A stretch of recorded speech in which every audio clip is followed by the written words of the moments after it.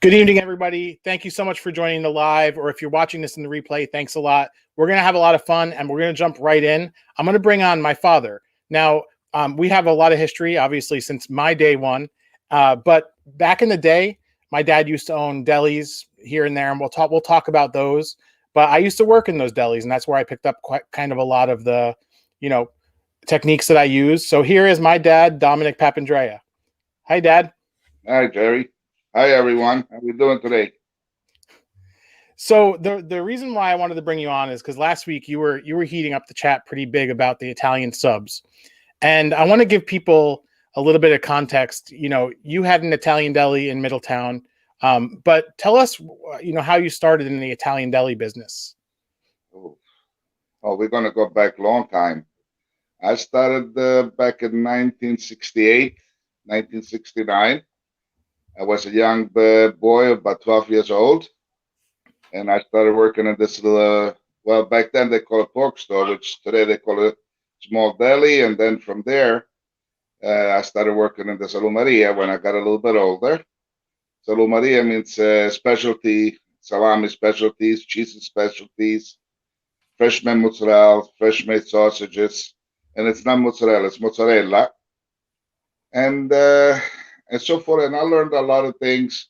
I experienced a lot of my own, a lot of nice Italian food, specialty foods, and a lot I picked up from my parents that we come from Italy, from Calabria. And my father used to, every year we used to slaughter the hogs, and we used to make the salami, soppressata, prosciutto, so forth and so on. And that's how I started. I was a young boy. So when I was young, I was born in '79. You had a deli in Brooklyn, and I remember when I was 4 and 5 years old, you'd bring me to work from time to time. That was called Paradiso Pork Store on 13th Avenue in Brooklyn. Yeah, that was Paradiso Pork Store. That was my brother John opened that in '78, and then in 1982, my brother Nick and we took over, and we was there for 5 years before we moved to upstate New York. Yeah, the stories I remember from there are sneaking a bocconcino whenever you'd make the mozzarella in the morning. One of the memories I have of that place is whenever you guys used to clean the floors at night, that you put sawdust on the floor. That was something I remembered. That was an old-fashioned remedy to keep the store with less humidity, because the sawdust absorbs the humidity. And back then we used to hang all the dry sausages and the salamis right over in the front of the store, where people used to be underneath, and they used to drip, while they were fermenting and to cure, they used to drip like the blood, which is not blood, it's the moisture, and they used to go on the floor. So the sawdust used to keep all that, and people did not fall or did not slip on it either. The things that I remember, other than that whole part of it, between the food, I don't remember really eating much other than the mozzarella, but I do remember you guys had Canotto sodas, which I didn't drink when I was 4 and 5 years old. But Yoo-hoo was a big thing that we used to have in the store there. And then also Nutella. I remember it was like a coffee drink. It was like, what is it, Orzo Bimbo? Orzo Bimbo, that was like a coffee.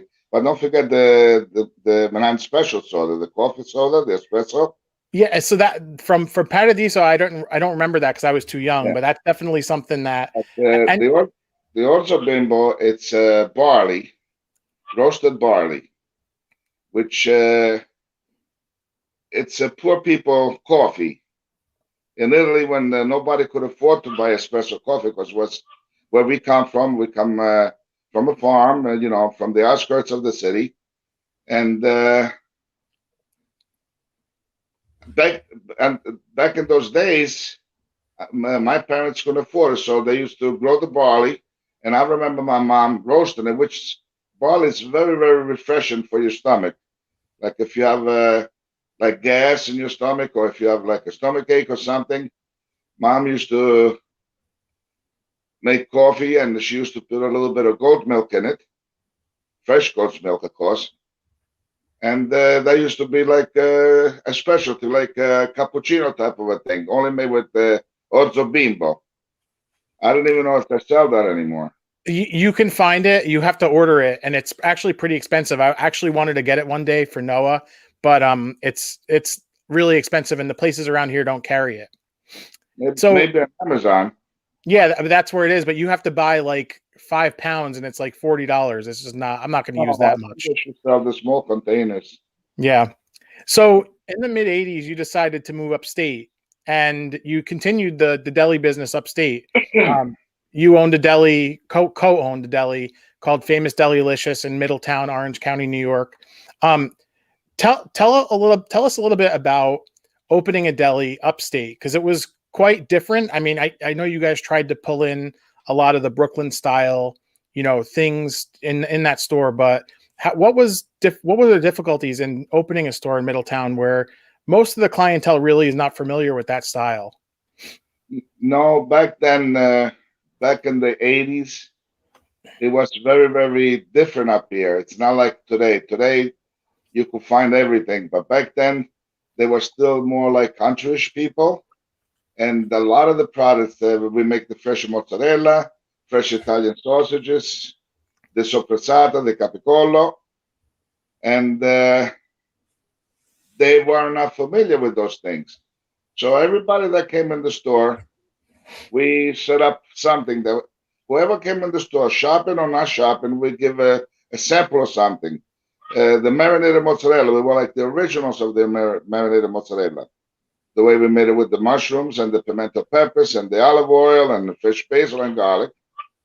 And we used to give the marinated mozzarella for sample, any Italian cheeses, specialty cheeses, Parmigiano Reggiano, Pecorino Fresco, which is pecorino means ship's milk, fresh ship's milk cheese. Then we had 40 or 50 different type of cheeses, all different.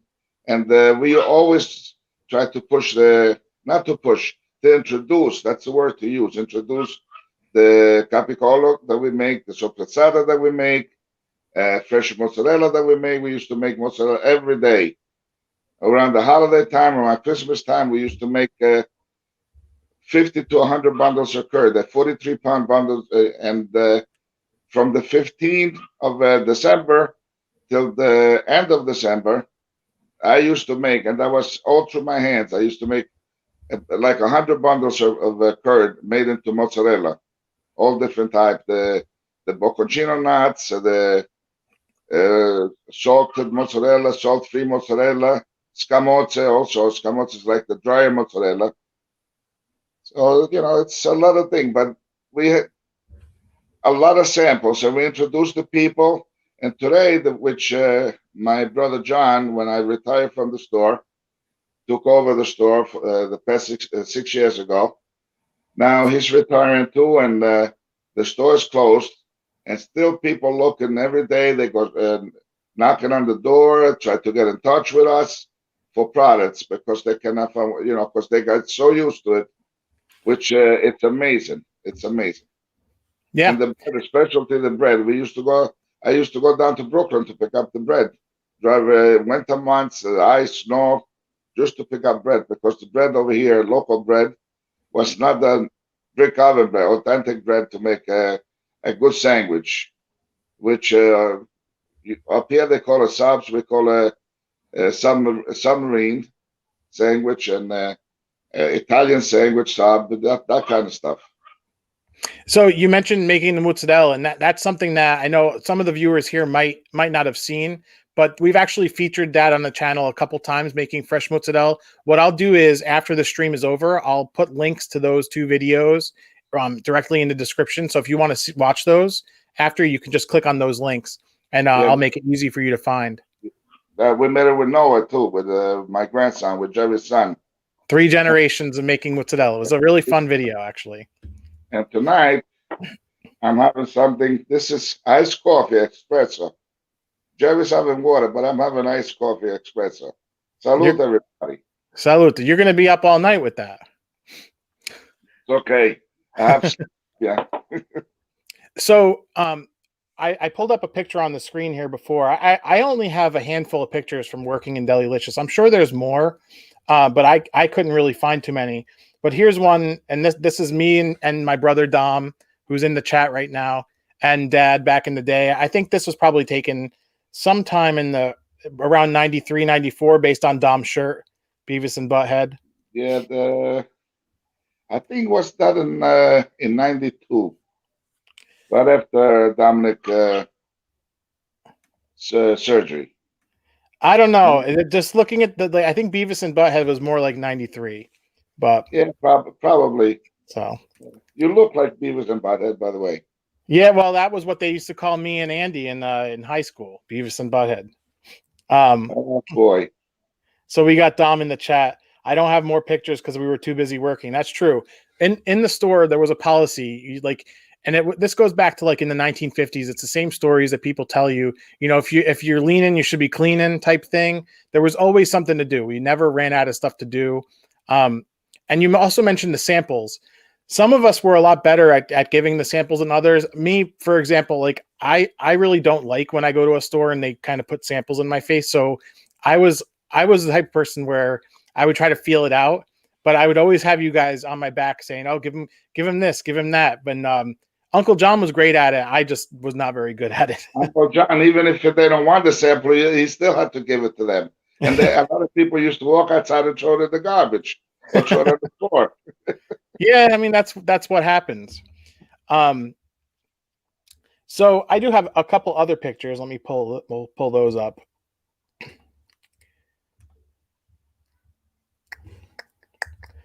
It's hard to manage all this. Here's a picture of us. We're holding 4-foot heroes or maybe 5-foot heroes out in front of the store. That's Dad, me, Orlando, and Uncle John. Yeah. And then I got one more, and this one's a famous one. This was one day I made pasta with broccoli and fresh mozzarella. And then moments after this picture was taken, that provolone fell right onto my head. I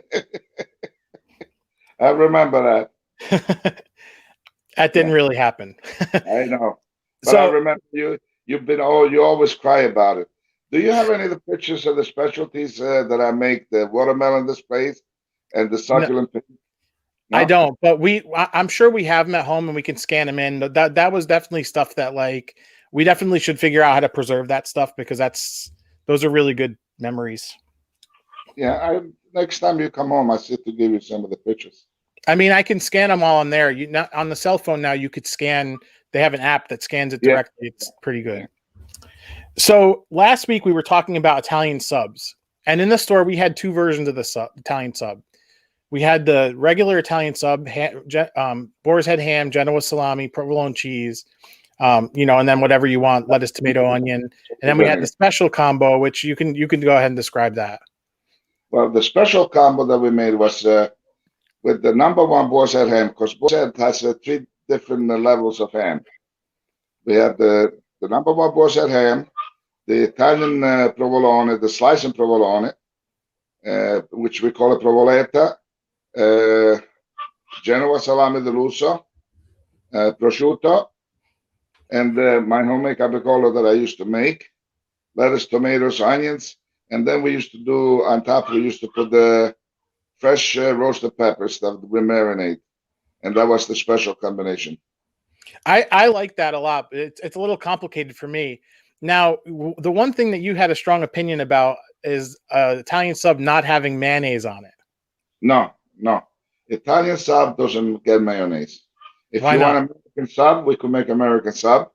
We put either the dressing, the Russian dressing, or the mayonnaise.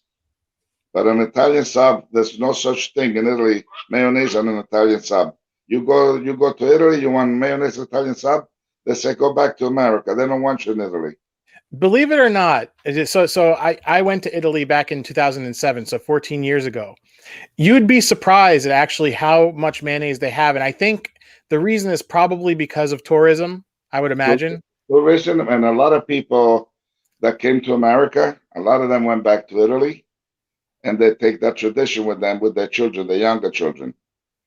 But today, every place you go, you find anything. Like you go to Italy, you find anything that you need. Same thing over here in New York, and any specialties you could find over here in America. We got people in the chat.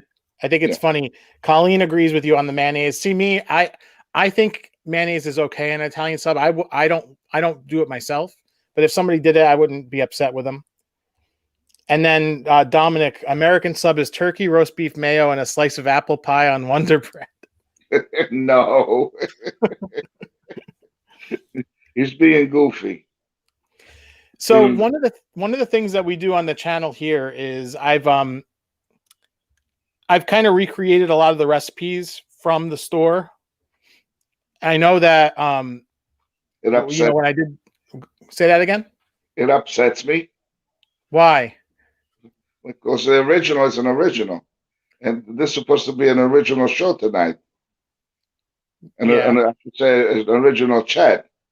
But if you change the recipe the way Grandma used to make and Nonna used to make, and like special alash, you know what alash are, which I'm sure you're going to talk about that in a few minutes, and then you want to change it to a different, not that I'm putting you down. I'm sure it's good, but it's not an original. It's not an authentic thing. I mean, part of it is I don't want to get myself into trouble giving away family secrets, from a family perspective or from a, legal trademark perspective. So, if I were to say, create a recipe book that had recipes from the store, right? That's you don't want the store's recipes in there. You'd rather have my recipes in there, Well, that's true. That's true. So that's kind of where it comes from. Plus, also, I like the creativity of it. A lot of the things that we did, like you said, are classic, and you can't go wrong with it. We have Italian restaurants in this area here that have been here for 50, 60 years doing things the same way. And the minute they change things up, people get upset about it.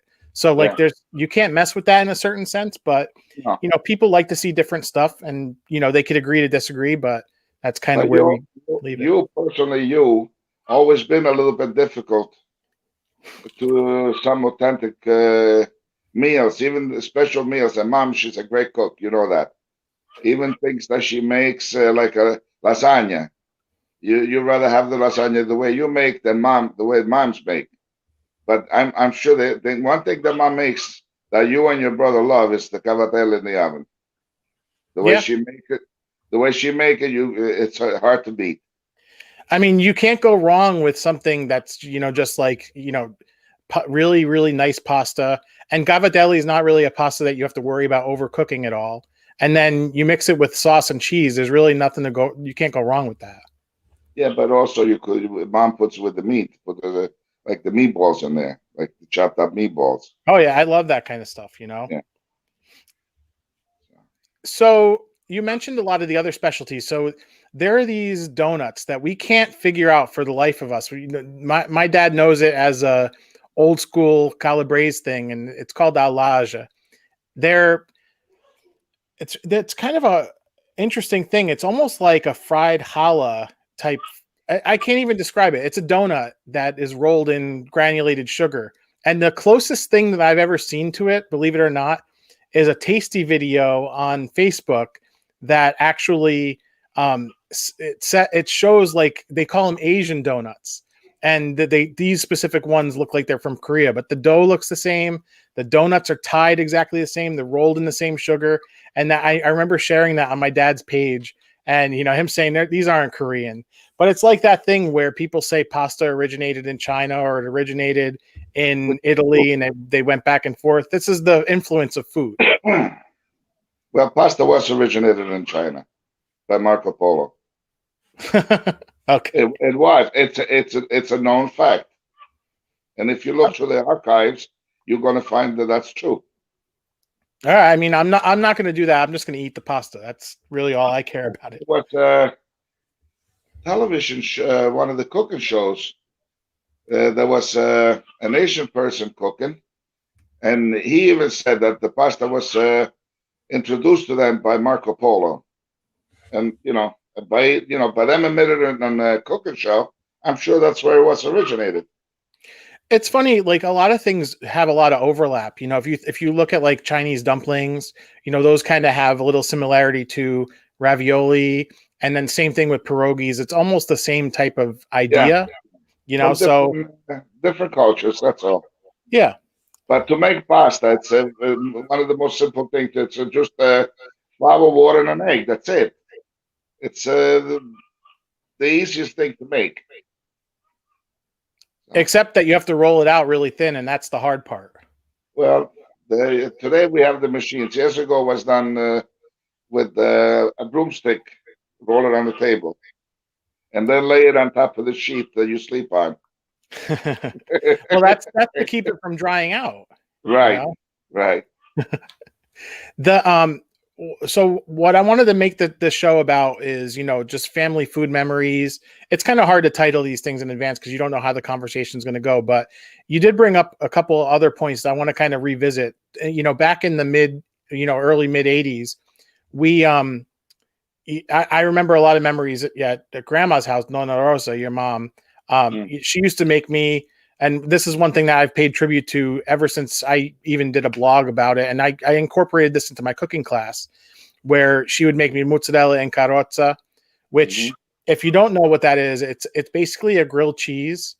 It's a grilled cheese French toast hybrid, where you basically substitute the cheese with mozzarella cheese, and then you dunk it in an egg batter before you fry it. It's amazing. It's really good. Fry with the olive oil and not butter. Yep. I like to use half and half because I like the taste of the butter, and the olive oil is good, but yeah. Also, I don't know if you were, probably you will only remember, she used to make in the morning for breakfast, you get like the sliced bread, and you put it like a hole, you take the dough out of the middle, and then you fry the egg right into the bread, into the, you crack the egg and you fry that, and then you serve it on the plate, and with the middle of the bread, you dunk it into the egg yolk. So that actually is a thing that many cultures do, believe it or not. That here in America they call it toad in a hole. Yeah, yeah. And then I think there's a British version where it's called like something with soldiers. It's kind of an interesting thing because I was talking about it with somebody at work, and they call toad in a hole a different thing in England. And they were like, "Oh no, you're talking about this and soldiers." I'm like, but anyway, yeah, it's the same thing where you basically fry an egg inside of a piece of bread, but you cut out the middle. Yeah, yeah. That's nice things that you make, and also your grandpa Gennaro used to make nice things. I don't know if you remember anything that he used to make. I don't have many memories of them cooking. I remember one time mom's mom made ravioli, and I don't remember them being particularly great. But that could have not been a real memory. What about the turkey? Remember when they cooked the turkey? So one time my grandfather cooked the turkey but forgot to take the bag with the gizzards out. And we haven't stopped with that since it happened, probably in 1990 or even before, probably. Before, let me see. Was it before Thanksgiving? Let me see. Let me think. Yeah, it was around 1990. Yep, yeah, around that time. Because we were definitely upstate. I remember we driving back and kind of laughing about it in the car. Right. And even Aunt Rosalie did that once, I think. You mentioned that back in the mid 80s when you opened the store in Middletown, that things weren't the same as they are now. What would you say is the main difference as far as, the imports landscape, and how accessible a lot of the ingredients that we had? Because a lot of that stuff in the store for a very long time, you weren't able to get that anywhere else. But now I don't want to say you can get it anywhere, but a lot of it you can. You can. Today you can. You could walk in ShopRite, you could walk in Hannaford, you could walk in Price Chopper, and you could find not everything authentic the way we used to have in our delis, in the specialty deli, the Santa Maria. But you do find the prosciutto di Parma, you could find the mortadella, you could find the capicola, all these things. But they're not like the authentic, like the top of the line. It's always a secondary thing, but you do find even olives. Remember, olives you can find only the olives in the can you could have found years ago. Now you Mhm. go into shop, right, and you have a whole display of all different olives, or even cheeses. That was pretty amazing, actually. Back in the store, we had probably like 9 or 10 different varieties of olives in the salad case there. Yeah, yeah. Well, in the salad case, we used to have 24 different items in there, all between olives and artichokes and stuffed peppers and eggplant and the calabrese spicy salad, the one you like to put on top the Italian salad that you make for yourself. That was another calabrese thing that I came out with, you know, Ah, that was authentic, and the egg, also the anchovy peppers, the long Italian hot peppers with the anchovies inside. That was another one of my specialties. Which I those were still, a pain to make, let me tell you. if you want some, I got some over here. Next time you come home, I could give you I'm a jar. I'm sure you do. But I make it every year. I do have to say, I'm going to interrupt for a second here. We do have another special guest. And I did mention when I promoted this on social media that this was going to be a whole family affair. And when I asked my dad to do this, the first thing he said, he didn't say yes. He said, "Why don't you ask this person to come on? I'm going to bring him right in." And it is my cousin, my dad's nephew, Pat. Pat, how you doing, brother? Hey, how's it going, guys? Hello, How's it going? Good. hello, twin. Hello, twin. How So are you, buddy? early on here, Pat, we talked about Paradiso Pork Store, and if I remember correctly, you actually worked there. I did. I actually did 2 stints there. I yeah, I worked there from 13 to about 16. Then I worked with Uncle Victor for a little while as well. Yeah, a lot of fun. I was telling about my memories at Paradiso and how they used to put the sawdust on the floor. Yeah. You know, something I've never seen since then. It was kind of interesting. Yeah, I mean the old fashioned butcher shops always used to do stuff like that, and it kept people from slipping. Really, it's when you have all that meat and fat dripping and stuff like that, it can get a little slippery on those places. So they would put sawdust down.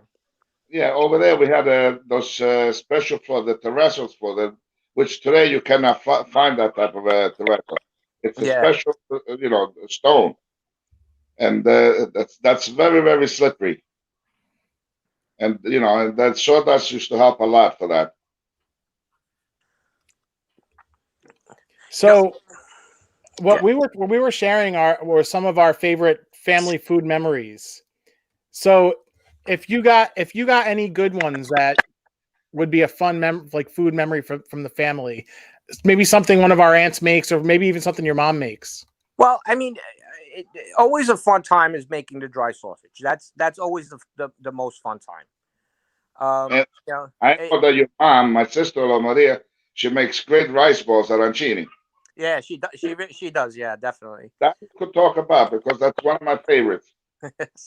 Yeah, she when she started doing it was really she would make it like with just mozzarella and supersado or prosciutto, whichever one she had in the house, and then she started adding the meat and peas, which is your traditional Sicilian style, and she makes it like a mixture of the two.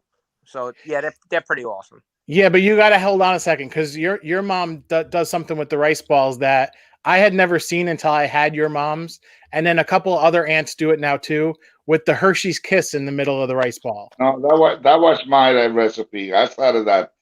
Me and your mother started a long time, Jerry. I don't remember. The first place I ever had that was Aunt Mary's. Yeah, because she copycat. Well, we're not going to get. I don't want to start any family arguments here. Okay. No. Not at all. I'm sure that somebody's going to answer on that. But, so, Dad, you wanted to talk to Pat. Here he is. My sister Aunt Mary, she does make excellent food also. You can knock her food, especially a lot of the authentic stuff, same as Pat's mom.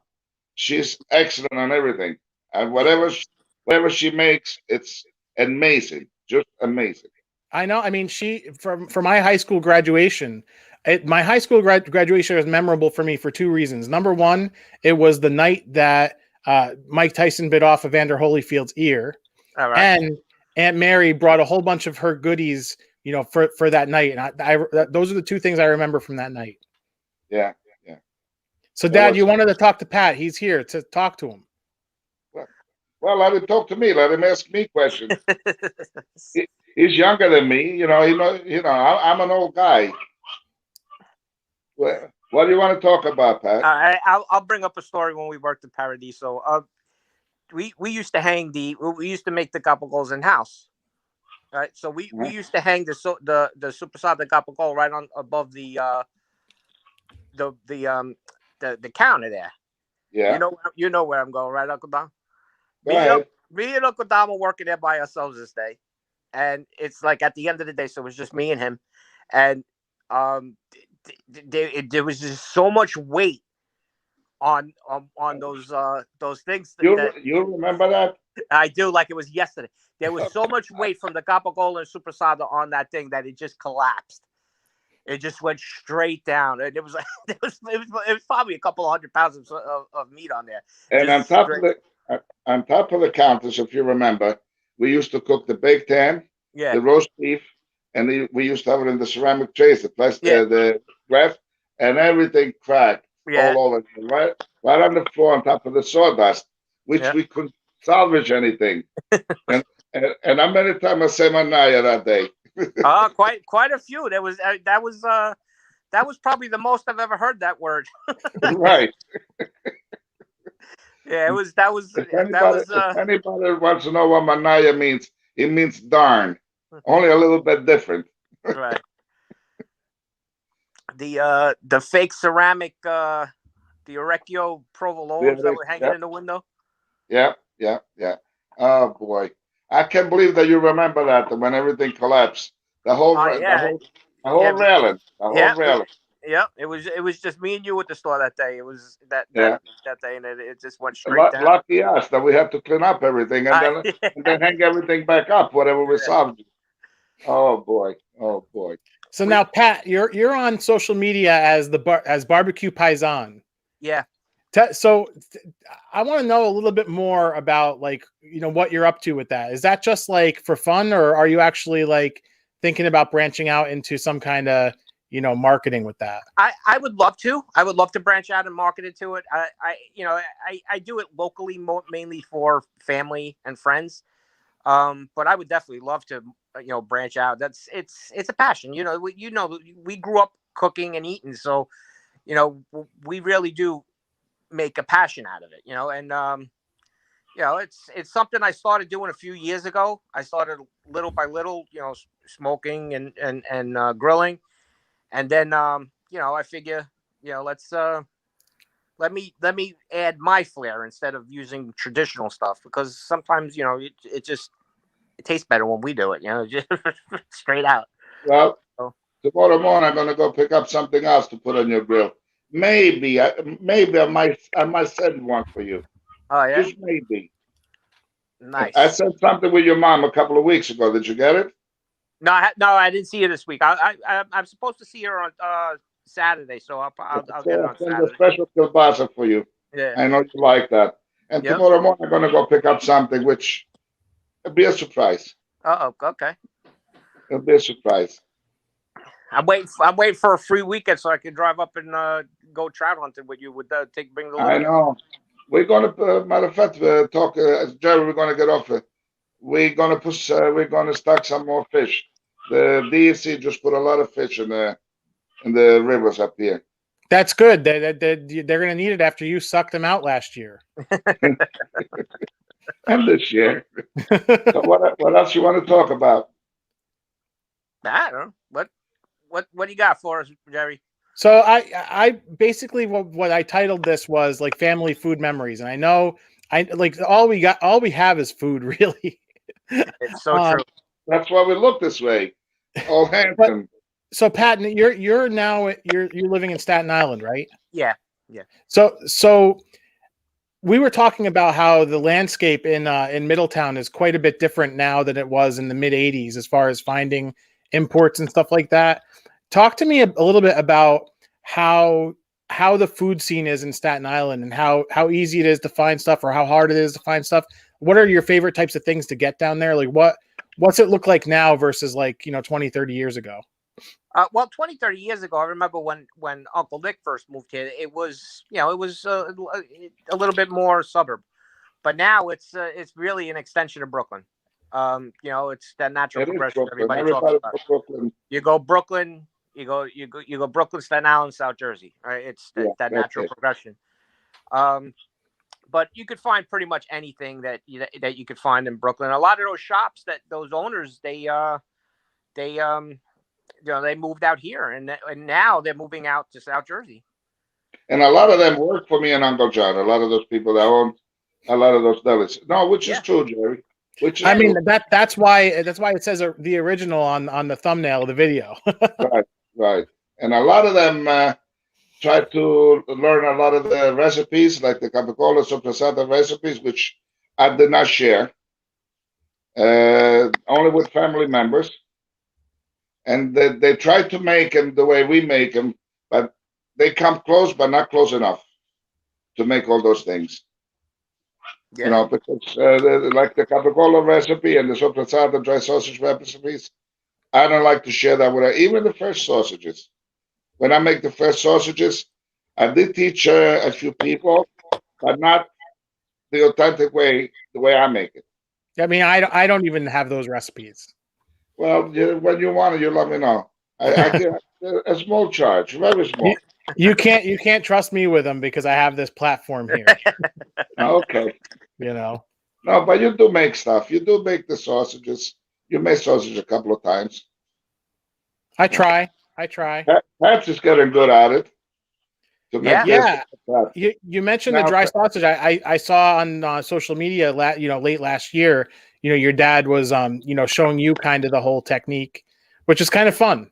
Yeah, definitely. I mean, he's been breaking me in for the last couple of years, but this year was the first year that I actually was able to do it. Each step between me and my two boys. Yeah, they're doing great. Your two boys are doing great at it. I watched the videos that you put. They're excellent. They're really excellent at it. Well, that's something that should never get lost. Okay. No, I mean they've been doing it. They've been doing it their whole entire lives. Like I said, that's a big deal for us. Everybody gets together, and nieces, nephews. Right. We all get there, and we all do it.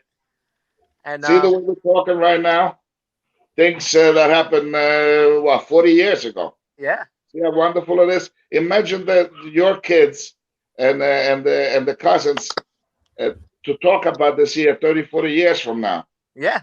When we're not around anymore. Look how beautiful it's going to be. Yeah. I mean, I've always been about family. Even we had Bobby on a couple months ago, cousin Bobby. Bobby and I, we live at 10 minutes apart, and we try to get together as much as we can, do pizza stuff. It's, we do what we can. It's not always practical, but. Yeah, man, that's awesome. I definitely want to join you guys this summer. I mean, it's looking at this point like it's going to be okay. So yeah. Even the other day when you guys came down to celebrate my birthday with Noah, we went downstairs and we made a little garden for Noah. We planted carrots with Noah. We made. He loved it. He's been talking about it all week. He's amazing. It's just amazing. Like your kids. Dante, I know, I've seen him a few more times than JJ. I haven't, JJ, I don't see too many times. Dante is excellent. If you meet his son Dante, and I'm sure that JJ is also great, but Dante is really, really cool kid, really cool. But maybe this summer, if you come up, I'm gonna, bring JJ. Get to know him a little bit too. Yeah, that'd be nice. For me, it's hard to come down there. It's hard for me to drive. Yeah, I hear you. But anyway, back to recipes. Did you check out the lardo that I gave you? No, not yet. Oh, you're talking to him or me? No, Jerry. Jerry. Oh, yeah, I have that bag in my fridge, and I'm still getting through the pizza rustica that you gave me. Pat, my dad gave me a pizza rustica that they froze that was bigger than a manhole cover. I don't know what I'm gonna do. I already put like 3/4 of it in the freezer, and I still can't even make a dent in it. Well, I mean that's good. You break off a quarter of piece at a time. You'll be all right. Yeah, Quarter piece a month. I couldn't come up for Easter, so I put it. You said you wanted it. I made it for you. yeah, it was good. Yeah. Let Noah eat it. Let your wife have some. Or give some to your mother-in-law. I'm sure she likes that. Yeah, I kind of don't want to because I want it. You know? And nobody wants it all for himself. So, Yeah, exactly. But next year I'm gonna make my own version, and I'm sure you're gonna not like it. So, but I'll save you a piece if it's not around when you're coming. Well, next year, maybe I'll come up and I'll make it with you and Noah. So and you buy all the stuff. So here, while I got both of you guys on here, what is something that you think I should do on the channel here as far as a recipe that is something that you think people would love, like more so than everything else? Because I could do sausage and peppers and chicken parm and all that, and people love that stuff. But what types of stuff do you think would really be like a crazy thing that like people don't even really know about? Well, you go first, Pat. Something that we eat traditionally. Yeah. Let's see. I mean, the generic stuff is the stuff you know that you're already making, like that people are gonna like the chicken cutlets and stuff like that. I don't know. It's a great. You remember how to make the cannoli cream, Jerry? Yeah, you know what? It's funny you mentioned that. So I actually did cannoli cream on the channel very early on, but I guess it might be a good time to actually update that. Yeah, but you got to find the proper cannoli, the impastata. You think you can find it? Maybe if you go to the bakery over there. Yeah. You can find. You know, the thing is though, like I bet you if I went to the bakery here, they wouldn't even know what that is. Yeah. But otherwise, you got to get the ricotta and you got to put it with the cheesecloth overnight to drain. Yeah. Yeah, we'll see. That's well, I know, Dad, you didn't want to stay on longer than half an hour, and we're at 45 minutes, so I'm gonna cut you kind of short. Who, me? Yeah, both. Well, everybody. I don't want to keep this going too long, you know. All right, no problem. Because I do have something I'm announcing tonight too, so I wanted to kind of leave a little time for that. And I'm sure you're not going to be happy about this. Well, you're going to announce it. Why don't you announce it now that I'm on? Oh boy! All right, I guess I'll do it. Why not? So, if you are a fan of the channel here, you know that I have Buy Me a Coffee /DairyX, where I've posted some electronic cookbooks, which kind of compile some of the stuff I've done on the channel. But I do have actually. Let me pull up my little on-screen thing here. I have a new cookbook. I'm replacing one with another one. This is hard to manage. And if you go to the Buy Me a Coffee page, it's right here. It is part one of a series where I have recreated some of the recipes from Deli-Licious. This one is the steam table. Nice. And the funny thing is, I actually went through, and if you really pay attention, that font and that color is directly from the logo. Mm-hmm. Yeah, I can see it. So it's a lot of fun. I'm going to post on social media when I get off this stream. But that link is in the description if you want that. You can come back after the stream and you can pick that up. You support the channel. You know, not you guys on the screen. You guys do enough. But, you know, anybody who wants those recipes, there's 7 recipes in that for $6. And I'm not begging. If you want it, you want it. It's there. If not, watching the videos is all the support I need from you. So, okay. No problem. Very Jerry. good. Well, thanks for having me on, and I'll talk to you on the phone tomorrow, the next day. So since you stayed on, let me ask you a question. Do you think other family members might be upset by that? By what? By that picture? The Deli-Licious? Yeah, I don't famous think so. Deli-Licious.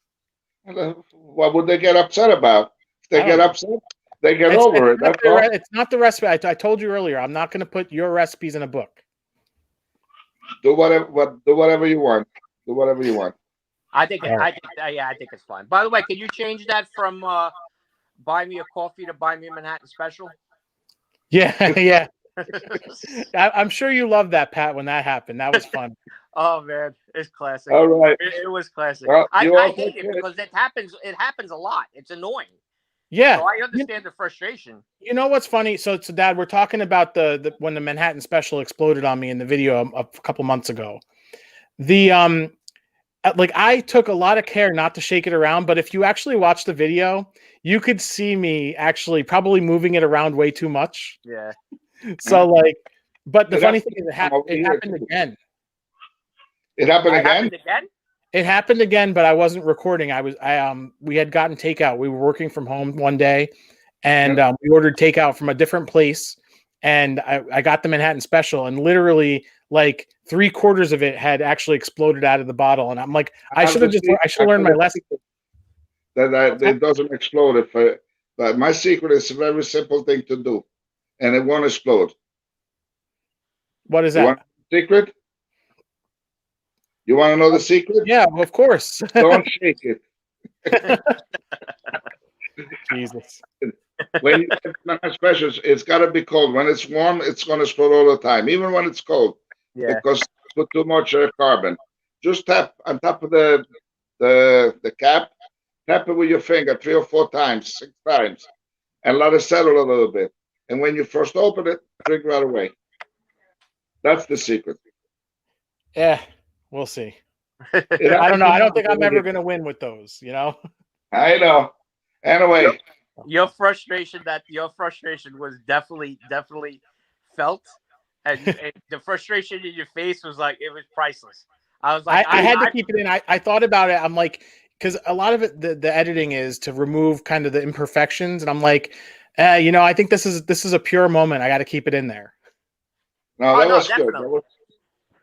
There was a couple of manai over there too. Oh yeah, that face was definitely you steam it. Forget about it. I was going. All right, I gotta go. I gotta go get the little guys outside on the deck. All right, Dad. Thanks for coming on. Right. We'll have you on again, I'm sure. All right. You take care, Pat. Good night, everyone. Love you, Uncle Dom. I love you too, Pat. Love you too, Jerry. Love you, Dad. So, Pat. Yeah, bud. What is your favorite thing to prepare as the barbecue paisan? Well, my kids love the ribs. They absolutely love them. They if we try to get them out, they just don't taste as good as mine. And you know, my favorite thing to prepare, grilling or smoking. Smoking is definitely ribs. That's my favorite thing to make. Grilling wise, vegetables really. All types of vegetables. Zucchini is definitely one of them up there. I like to char also like broccolini or broccoli rabe. It just gives it a better flavor, like a smokiness to it. Broccoli rabe actually it gets really, really good when you get a little smoke and char on it. Yeah, definitely. And broccolini too. The same thing. To me, they taste so much better that way. Yeah.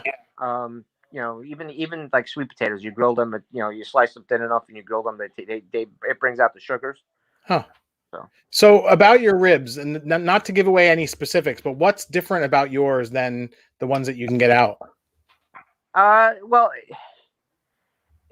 the flavors I use, you know, it's not, you know, it's all right. It's salt, pepper, garlic, like everybody else uses and stuff like that. But I add fresh basil. I'm sorry, dried basil and dried oregano to the mix, because that's like our palate, you know. This is true, and it actually came out better than I expected. I took a different take on it. I wind up using, I wanted to make more Italian, so I used in the barbecue sauce, instead of using ketchup, I used sauce, marinara, and it makes it a different flavor. You want to hear something funny? So, back in the mid '90s, I think it was when your dad had his 50th birthday party. If like so around that time, I'm sure it was for the same trip, but we ate at a place in Brooklyn, and I remember it being very close to L&B's Pomoni Garden, and it was called Short Ribs. Yeah, short ribs. Yeah, short I'm ribs. pretty sure that place actually put tomato sauce in the marinade. Yeah, they probably did. Short ribs was in Bay Ridge. Yes, they definitely did. Okay. Now that you, yeah, they definitely did it like that. That's interesting. And it's one of those things where, like, you know, tomato sauce, ketchup, you're kind of in the same ballpark as it is. So, right. And I think by doing it that way, it leaves you with a little bit more of an open canvas. Whereas if you add like barbecue sauce or ketchup, sure, you get the tomato element, but the vinegar and sugar might conflict with some of the other spices that you're putting. Right. Right. So, interesting. I don't like using store-bought sauce. I make my own. You know what it is with the store-bought sauce? They like to use liquid smoke, and that liquid smoke is just overpowering for me. Yep. So I will make it either with ketchup or marinara. Or if I'm using marinara, I may add some apple cider vinegar just to sweeten it up a little bit more than it already is. But I mix it myself, and mine is definitely more tomato based than a regular sauce. It doesn't have that brown color; it has more of that red color. I also mix a little hot honey in there, like Mike's Hot Honey. Nice. I haven't tried that. I really want to try that. It's right up my alley. It is absolutely fantastic. It is amazing. It's sick. It's just on waffles, dude. Absolutely incredible. You know what it'd be good on? The flour patties, the fried. 100%. Yeah, definitely. 100%. Although I did like that little take that you made on there with that, like that dipping sauce that you made there. The what was it? It was a pesto mayo. Yeah. Nice. All right, one more question. I'm running out of voice here, so I got one more question for you. Yeah. Where'd you get that shirt? I got this in Lake George. Yeah, that's what I thought. That's a store. It's what, Diligaff? Yeah, Diligaff. Nice. That's funny. Yeah. Yeah, I got it last year we went. Yeah. Nice. Yeah, I text you. Yep. Yeah, it was right in the middle of the freaking pandemic, but I love it. I used to go a lot when I was younger, and then we would just look in a place that we can just go away for a couple of days just to get away, and I'll probably come up again this summer. We really enjoyed it. Cool. The history up there is just amazing to me. I'm a big history buff, so. Yeah, I love Lake George. Before the pandemic, we'd even take quick trips up with a couple of friends and just really walk up and down there, and even just to get an ice cream, Ben and Jerry's. It's a lot of fun there. Yeah. So hey, Pat, thanks a lot for joining. But you made my dad's night, I'm sure. Oh, no problem. Anytime, man. And one night we'll hash out a topic and we'll talk about something a little bit more, that we have some actual points to talk about this time. This time I didn't have time to prepare, so I didn't really have much to go off. But yeah. I really want to thank you for joining, man. No problem, man. Thanks for having me. All right, buddy. Have a good night. You too, cuz. Bye. All right, so I want to address some of the stuff in the stream here, in the live chat. It looks like we had Brian G in the building, and he said, "Let's hear the tube of sausage shot story." And I will say, because I got very little voice left, I'm going to tell the story. So, Brian, if you're still here, say hi again. It looks like you probably might be. I'm going to take a quick sip of water. So the layout in my dad's store was very interesting. There was almost not enough room to do anything, any one task, let alone the crazy tasks that we had lined up in the store. Hey, Brian, thanks for shouting out there. So here's what happened. One day I was making mozzarella, and the mozzarella station was right in front of the sausage station, and the sausage machine that we used to stuff the sausage was a hydraulic press. So, like if you use a KitchenAid, it's all kind of fed through the attachment, and it does it by, the pressure of the motor.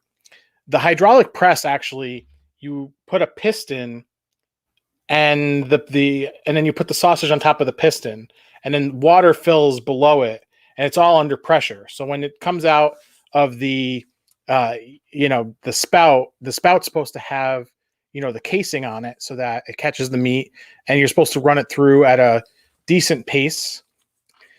So I was there making mozzarella one day, which is actually not a task I did there a lot. I actually almost never made the mozzarella, believe it or not. And one day I'm there making mozzarella, and all of a sudden I feel something in my back, and I'm like, ah. And what had happened was, at the very end, there's air that, if you have air in where the sausage is, the hydraulic press doesn't know, and it kind of sputters, and there was no casing on it. And basically, like, a plug of sausage literally shot out like a projectile and hit me square in the back. I remember being kind of upset about it. It's one of those things where you don't expect it to happen, and you get kind of upset about it. But my cousin John thought it was the funniest thing he'd ever seen in his entire life. And I remember him laughing about it. And afterwards, it was one of those things where it was funny, and it was, a good kind of thing there. But that was the story about the thing shooting me in the back. I'm going to try to run through some of these other comments, see if I missed anything. Who was the pickier eater as a kid, Jerry or Dom? I was a humongously picky eater. My mom made me, and I've talked about this before, I'm sure, but my mom used to have to make me chicken cutlets every night because I would not eat what they made. I don't know. I was just picky. So let's see here. We got Dom confirming that I wasn't the pickiest eater ever. I wouldn't say I'm picky anymore. I leave a lot less up. I don't leave as much up to chance as I used to. Let's put it that way. You eat everything except arugula. Don't know who this was in talking about. This was about the store with this. Come on, guys. This is pretty good. That's pretty good. Let's see. We got some other comments. So, Brian, here's the thing. And I tried to, even sushi back in the day in Middletown, when I came up to Albany, it was a completely different world, and I experienced sushi a different way. In Middletown, we only had one place, and it was actually run by the same guy who taught us karate.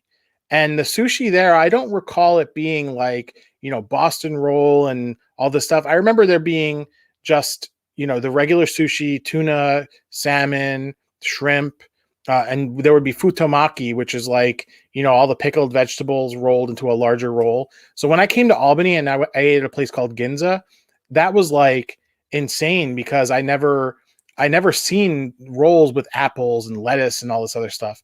And then when we went to sushi that one time, Brian, where I tried to get you guys into sushi, and they ended up calling you a hick because you couldn't stomach the shrimp tempura roll. That